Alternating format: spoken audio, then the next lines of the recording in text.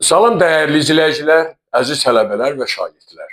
Bugün sizlə riyaziyyat severlər üçün yeni dərsdə görüşürük və sizə müxtəlif tipli maraqlı məsələlər, tənizlər həll edəcəyik. Birinci məsələ 1. 2-nin üstü x bərabərdir, x-in üstü 32 tənliyini həll edin. Həlli. Tənliyi həll eləmək üçün belə bir həll üsulundan istifadə edəcəyik. Sol tərəfi ədəd, sağ tərəfi x-dən asılı vəziyyətə gətirək. Bunun üçün tənliyin hər iki tərəfini onun qüvvətlərinin hasili 32 vuraq x-in tərsi dərəcədən qüvvətə yüksəldirək. 1 bölək 32 vuraq x dərəcədə.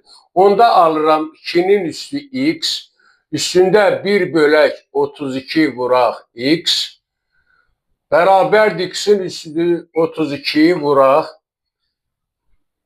1 bölək 32 vuraq x. Buradan alırıq və məlumdur ki, a-nın üstü m üstü n bərabərdir a-nın üstündə m vuraq n. Bu düsturu tənliyin hər iki tərəfinə tətbiq eləsək və x-lər olacaq 2-nin üstü x vuraq 1 bölək 32 x bərabərdir x-in üstü 32 vuraq 1 bölək 32 vuraq x. Alırıq. Burada ixtisarlarımıza aparırıq. X ilə x ixtisar oldu. Oldu 2-nin üstündə 1 vuraq 1 bölək 32. Sağ tərəfdə alıram 32'lər ixtisar olur. X-in üstü 1 bölək x. Burada 1'i ona görə saxladım ki, mən tənliyin sol tərəfində bu ifadəyə sağ tərəfə uyğun şəkildə gətirmək istəyirəm.